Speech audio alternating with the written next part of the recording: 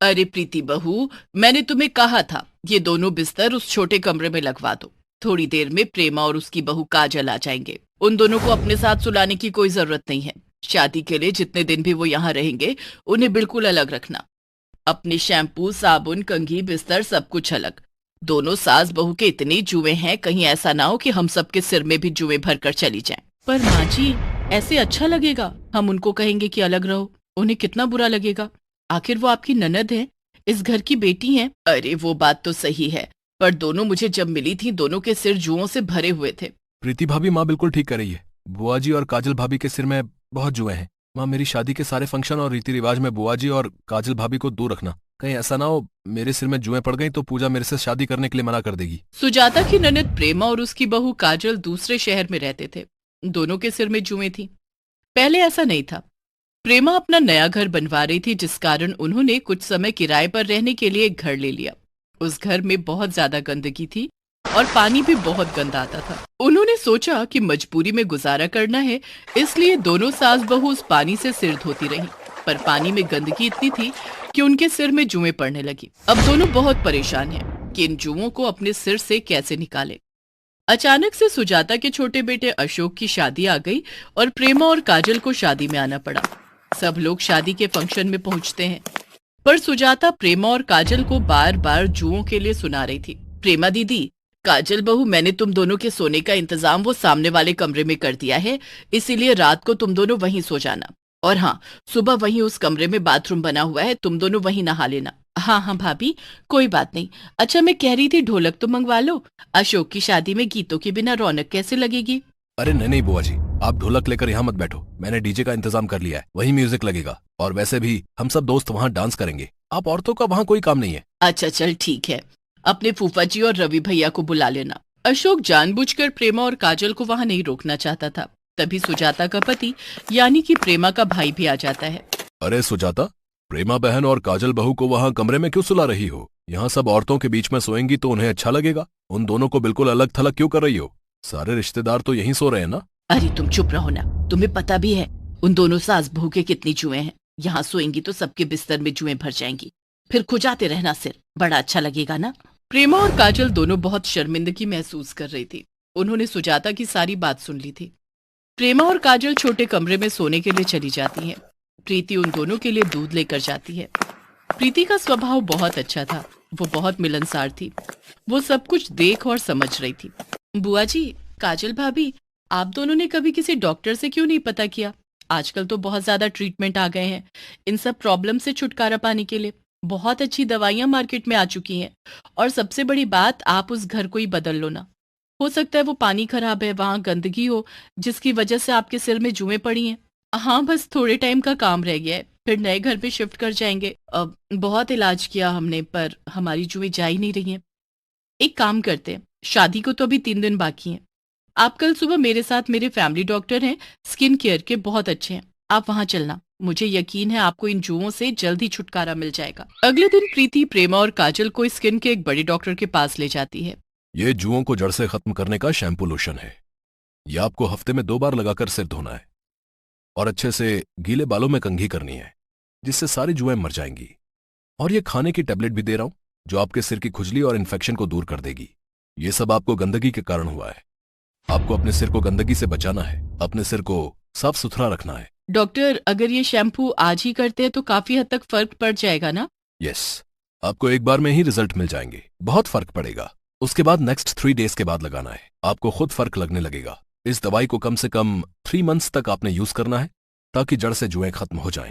प्रीति ने प्रेमा और काजल की बहुत हेल्प कर दी थी। वो डॉक्टर के कहे मुताबिक उन्हें शैम्पू और दवाई लेकर दे देती है। प्रेमा और काजल डॉक्टर के बताए तरीके के अनुसार उसी दिन उस शैम्पू का इस्तेमाल करती हैं और उन्हें बहुत फर्क लगता है। आधे से ज्यादा जुएं उनके सिर की खत्म हो चुकी थी। दवाई लेने के कारण उनके सिर में खुजली भी नहीं थी। काजल, सिर कितना हल्का लग रहा है, मानो कितना बोझ सिर से उतर गया। हाँ माँ जी, हमारी तो जुएं ही नहीं रही थी। प्रीति ने सचमुच बहुत अच्छे डॉक्टर को दिखाया। भला हो प्रीति और उस डॉक्टर का जिसने हमारे सिर की जुएं खत्म कर दी। अरे प्रेमा बुआ जी, काजल भाभी, आप अभी तक तैयार क्यों नहीं हुए? नीचे सगन में जाने के लिए सब तैयार हो चुके हैं, आपको बुला रहे हैं। प्रेमा काजल को गले से लगा लेती है। जीती रे बहू, तू बहुत अच्छी है। प्रेमा और काजल ने इतना सुंदर हेयर स्टाइल किया था कि सब उनके हेयर स्टाइल को ही देख रहे थे। उनके सिर में बिल्कुल भी जुएं नहीं थी और मामूली अगर इक्का दुक्का रह भी गई तो उन्होंने 3 दिन बाद फिर से शैम्पू किया और दवाई के असर से उनके सिर में खुजली भी नहीं हो रही थी। सुजाता अपनी ननद प्रेमा और काजल से बहुत अच्छे से बात कर रही थी। उसे प्रीति ने सब सच बता दिया था। काजल भाभी यहाँ आओ ना, हमारे साथ फोटो खिंचवाओ। बुआ जी, फूफा जी, रवि भैया इधर आओ ना। प्रीति, मैं बहुत लकी हूं कि मुझे तुम्हारी जैसी वाइफ मिली। तुम रिश्तों का कितना सम्मान और ख्याल रखती हो, ये मुझे दिख गया। अब बस भी करो, इतना बटर मत लगाओ, पहले ही मोटी होती जा रही हो। सब लोग अशोक की शादी को खूब एंजॉय करते हैं। कुछ दिनों बाद शादी निपटाकर प्रेमा और काजल खुशी खुशी घर लौट आती हैं। उनका नया घर भी बन गया था। अब उनके सिर में बिल्कुल भी जुएं नहीं थी। उन्हें हमेशा के लिए जुओं से छुटकारा मिल गया। सीमा के बालों में बचपन से बहुत जुएं थी। इसका कारण था सीमा का कई कई दिन सिर को ना धोना, ना ही सिर की सफाई करना। ये आदत उसके बड़े होने पर भी नहीं छूटी। जब वो कॉलेज गई तो कोई भी उसका दोस्त बनने को तैयार नहीं था। सब लड़कियां उससे नफरत करती थी। यार मेघा, जरा अपना हेयर ब्रश तो देना, मैं लगता है घर पर ही भूल आई हूँ। ना बाबा ना, तेरे बालों में तो जुएं हैं, तुझे तो मैं अपना हेयर ब्रश कभी भी ना दूं। चल ज्योति, कॉलेज की छुट्टी हो गई है, घर जाते हुए रास्ते में गोलगप्पे खाते हुए जाएंगे। सीमा के सिर में जुएं होने के कारण हमेशा ही वो अपमानित होती थी, पर मजाल है जो वो अपना सिर साफ करवा ले। सीमा, ओ सीमा, ये सिर धोकर गीला तौलिया तूने स्टैंड पर टांगा है? हाँ माँ, वो सिर बहुत खुजली कर रहा था तो धोकर आई थी। सारा तौलिया जुओं से भरा हुआ है, सिर तो खुजली करेगा ही। कितनी बार कहा है सिर साफ करवा लिया कर, पर सुनती कहाँ है। पता नहीं इस लड़की के सिर की जुएं जाती ही क्यों नहीं है। वृंदा, जितनी जल्दी हो इसके सिर की जुएं साफ करवा दे। बड़े बूढ़े कहते हैं जिस लड़की की शादी के समय सिर में जुएं हो, शादी के बाद जुएं ब्याह जाती हैं, फिर उन्हें साफ करना बहुत मुश्किल होता है। क्या दादी, ऐसा कुछ नहीं होता है, आप बेकार में ही डरा रहे हो। सीमा की दादी चाहती थी कि सीमा किसी तरह अपने सिर की तरफ ध्यान दे दे, पर उसने एक कान से सुनकर दूसरे से निकाल दिया। आकाश नाम के लड़के से सीमा का रिश्ता तय हो जाता है, पर शादी के दिन मंडप में सीमा का हाथ बार बार अपने सिर में जा रहा था। क्या करूं, ये जुएं तो जैसे रेलगाड़ी की तरह सिर में दौड़ लगा रही हैं। जुड़ा होने के कारण उन्हें रेंगने के लिए जगह जो नहीं मिल रही होगी। अरे मत घूमो। सीमा, आकाश, एक दूसरे के गले में जयमाला पहनाओ। क्या हुआ सीमा, तुम बार बार अपने सिर में खुजली क्यों कर रही हो? वो पता नहीं, मेरे जूड़े में लगी पिनें चुभ रही हैं। कितनी बार इसे बोला था अपना सिर साफ कर ले, नहीं तो जुएं खुजली करेंगी, पर ये लड़की मेरी सुनती कहाँ है। अब शादी के बाद किस किस से छुपाएगी। सीमा की शादी हो जाती है, पर वो अपने सिर को हमेशा घूंघट से ढक कर रखती थी। सीमा बहू, तुम सचमुच बहुत संस्कारी हो, पर हमारे यहाँ सिर ढकने की कोई जरूरत नहीं है। हम अपनी बहुओं से पल्ला नहीं रखवाते। माँ जी, मुझे सिर पर पल्ला रखना अच्छा लगता है। सीमा जब अपने कमरे में जाती तो आकाश के सो जाने के बाद वो सिर को बुरी तरह खुजाने लगती। वो बाथरूम में खड़ी होकर अपनी जुओं वाली कंघी से सिर को काटने लगती, जो उसकी माँ ने उसे छुपाकर पर्स में रखने को दी थी। 2-3 दिन तक तो ठीक रहा, पर एक दिन आकाश अचानक चिल्ला उठा। माँ, मेरे सिर में बहुत खुजली हो रही है, लगता है कोई कीड़ा काट रहा है। क्या कीड़ा? जरा अपना सिर तो दिखा। हे भगवान आकाश, तेरे सिर में 2 जुएं चल रही हैं। जुएं? ऐसा कैसे हो सकता है माँ, हमारे घर में तो किसी को भी जुएं नहीं है।